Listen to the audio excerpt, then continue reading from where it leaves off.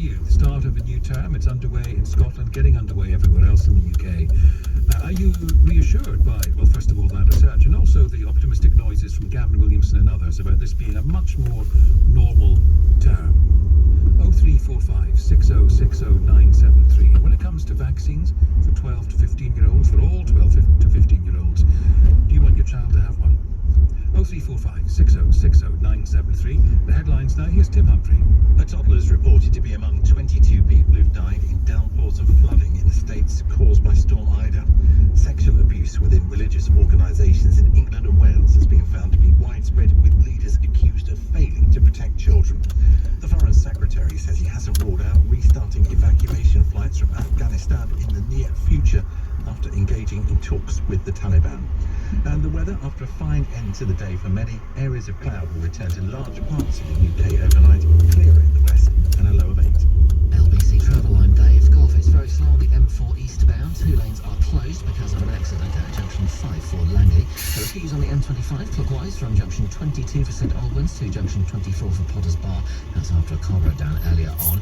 There are severe delays on the A13. It's partly blocked in both directions at the Canning Town flyover because of an accident. There are queues in the city. The approaches to Bank Junction stay blocked because of a demonstration. On the trains, Avanti West Coast and London North Western services are suspended between Euston and Watford Junction because of an investigation. London Overground have no service from Liverpool Street to Enfield Town, Chesington, Chingford because the train has broken down. And on the tube, there are severe delays on the Victoria line. This is LBC. There's Smart, and then there's Amir from Hitchin Smart. Amir may not be an 8 times world champion chess grandmaster who remains undefeated, or a propulsion engineer who designed a rocket that went to Mars, but he knows how he can get quality fuel for less whenever he goes to fill up at his local Esso. Because for the first time at Esso, you can now get 5p per litre every time you swap 300 nectar points. Now that's smart fueling. Participating sites only. Terms and conditions apply. Find out more at your nearest participating Esso or at esso.co.uk. Call Eddie Mayer 0345 6060 973 LBC.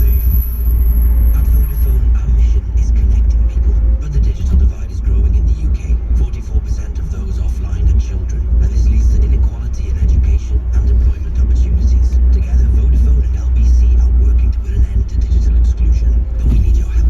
If you can donate phones, tablets or laptops that you no longer need, we'll get them to the people who really need them. Go to lbc.co.uk to find out how to donate your old tech, or text Connect to 70766 to give £5 via Global's Make Some Noise. If you're a freeholder or a right to manage company director, you'll know your sector never stops. So it's good to know that when your block is looked after by ABC Estates Block Management Team, our family business will never stop looking after you. Service charge collections, we never stop. Insurance, we never stop. Proactive and reactive maintenance, we never stop. On transparency, we never stop.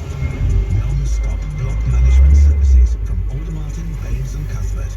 Call 0800 888 6688 or visit abcestates.co.uk. You coming? It's gonna be good. Come on, mate. Come on, let's go. Don't miss out on your 2 COVID jabs.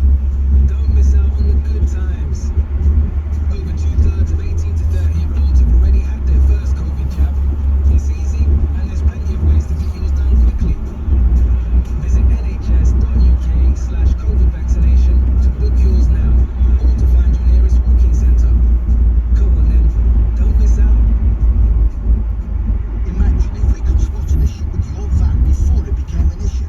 Imagine if we could plan vehicle repairs, parts and pickup before you arrive.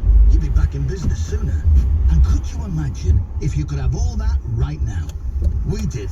And that's why we created Ford Live, because we believe keeping your van healthy shouldn't be an optional extra. Your vehicle is more than a tool for work. It's your livelihood. And if it doesn't work, you don't. And we don't want that. To find out more, search Ford Live. We're with you on this journey. Ford Commercial Vehicles, backbone of Britain. Ford Live is available with connected Ford commercial vehicles. Nothing. We're told it's not a good choice. Can't choose what present to get? How about nothing? Or what to call your newborn child? No, nothing doesn't go down well. Until now. Because Hyundai is giving you nothing. 0% APR over 3 years on Tucson models with nothing to pay up front. And with the Tucson winning the Auto Express mid-size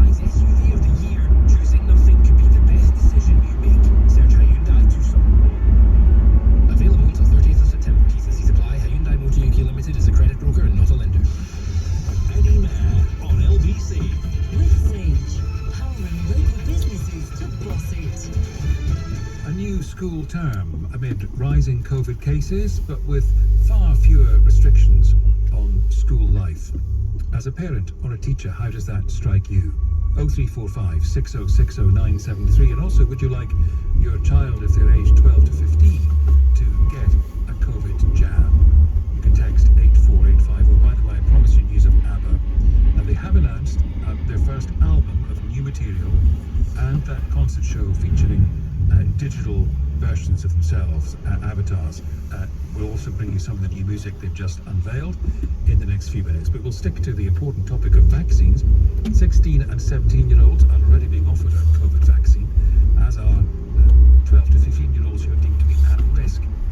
NHS organisations in England have been told to prepare for a possible decision to offer the jab to all 12 to 15-year-olds.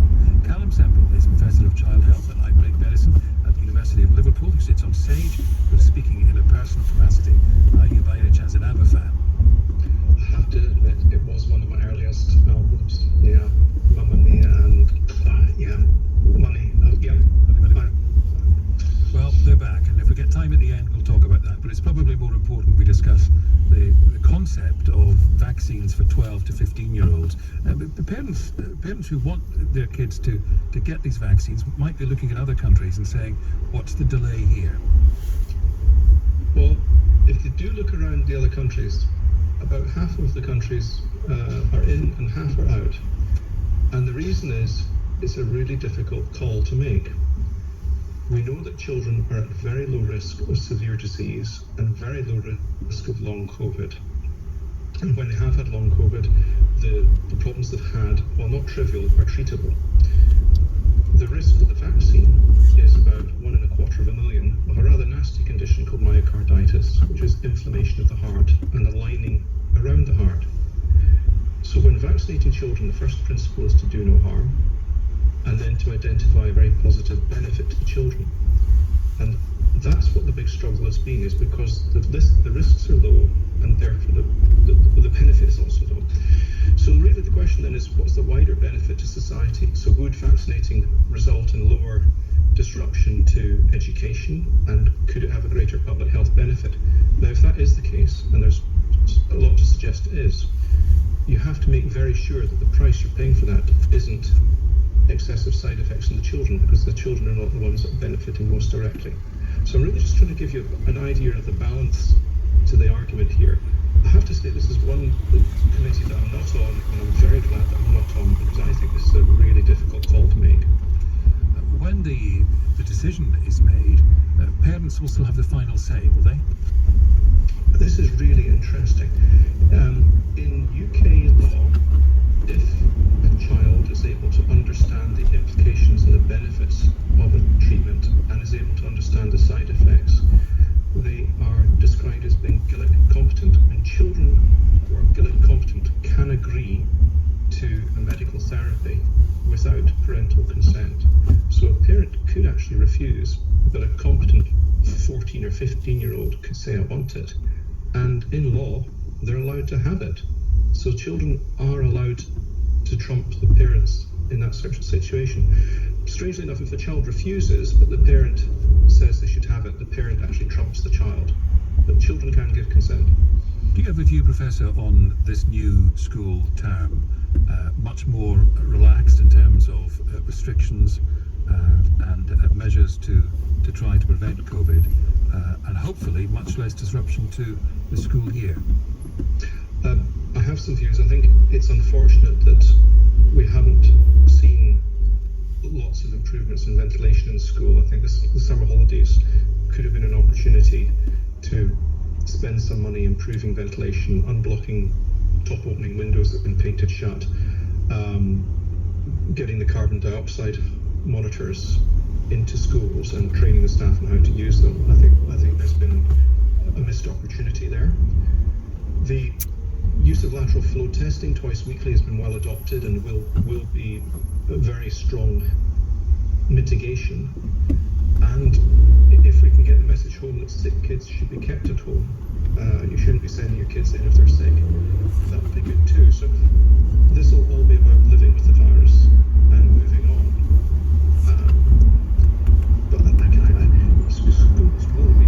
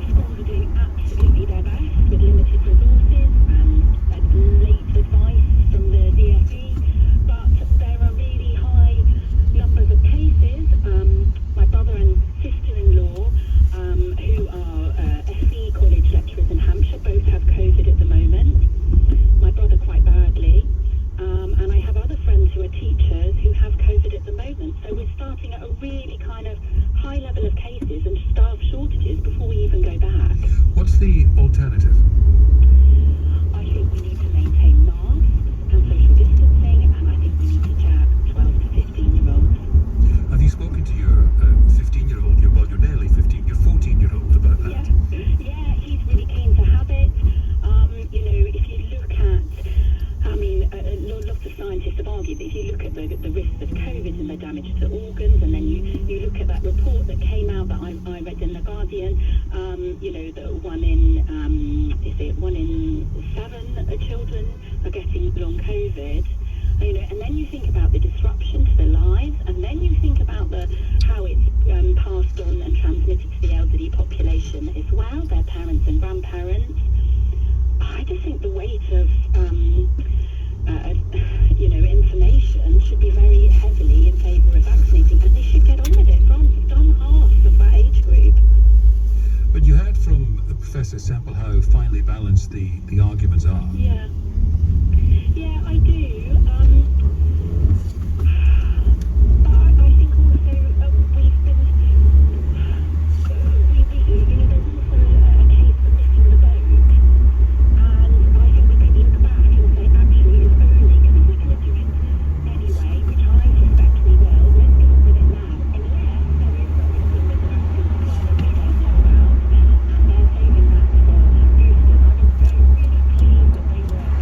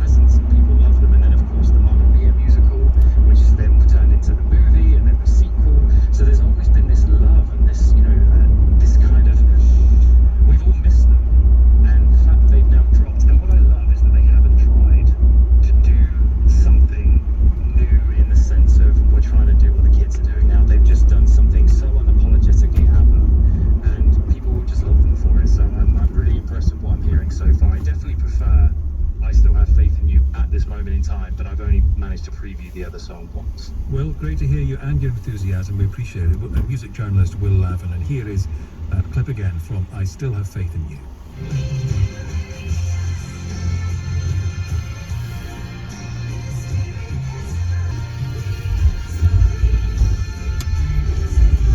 Just one of the new ABBA tracks.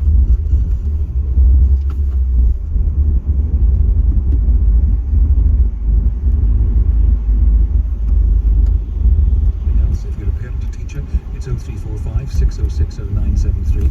And this from a governor of a school in Surrey who says jabs for secondary school pupils should start now, no ifs, no buts. The government have failed our children. We're still waiting for our laptops that were promised back in March 2020. The school's fed up waiting and has gone and bought brand new ones and blown our budget. Oh well, says this governor of a school in Surrey. As it happens, this afternoon, Boris Johnson was asked if he'd like to see the rollout of vaccinations for children and booster jabs for elderly people. Priorities now are the older generation going into autumn and winter, and we always said that there'll be a booster program in September in this month, and we're going ahead with that. What I would also say is that 16, 17-year-olds are eligible. They've been approved. They're a very important group for potential transmission, and I would urge everybody, all 16, 17-year-olds, everybody who knows 16, 17-year-olds, and the numbers are coming up very fast now. It's very encouraging to see more and more 16, 17-year-olds taking the jab, but we need to go faster with those, and so get your jab if you're 16 and 17. And then finally, yes, we've done great. 88% of everybody over 16 in this country has had a jab. I think 78% have had 2 jabs, some number like that. It's huge success for the program, but there are still some who need that protection, and I just urge everybody who hasn't yet had one, go get it done. Paul has called in from Wembley. Paul, thank you for your patience. Tell me what you want to tell me.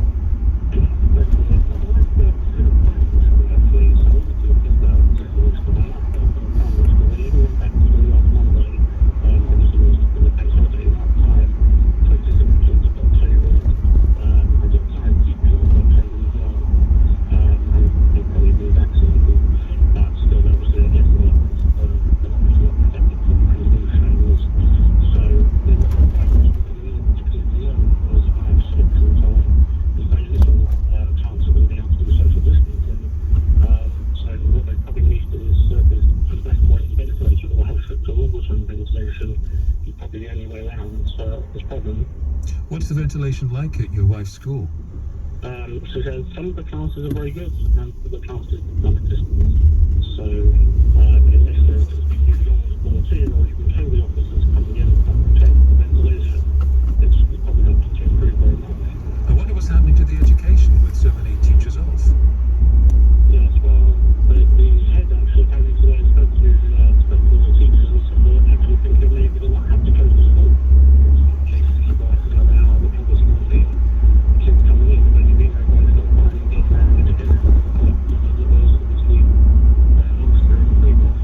How's your wife? She's okay, thankfully, but she did have COVID the first time round, probably not at school. She's okay at the moment, but she's obviously got worried, and I'm saying to her, trying to social distancing, but she said, it's just not possible really with kids of these ages. And obviously, there's no chance of them getting vaccinated if they don't even want to go to the kids of 12 and over. So, the prospects of the future probably doesn't look good. Paul, thank you. Hope it all works out for your wife. There's no repeat for her, at least. Severe doubts there from Paul and his wife. You may be much happier in this new term as a parent or teacher. You may be much more optimistic about what lies ahead. Either way, get in touch. 0345 6060 973. The news headlines now. Here's Tim.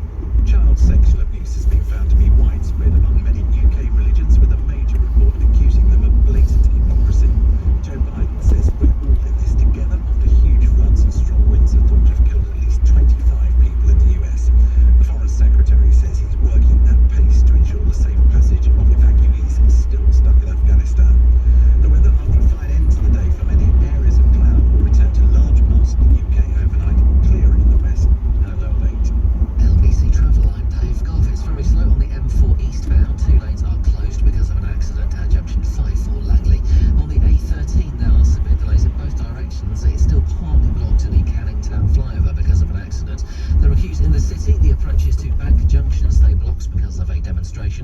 the trains, London Overground have severe delays from Liverpool Street to Enfield Town, Chesington, Chingford. That's after a train broke down earlier on. There are also severe delays on London Overground between Euston and Watford Junction. And on the Underground, there are severe delays on the Bakerloo line between Stonebridge Park and Harrow Wilston. That's after there was an investigation earlier on.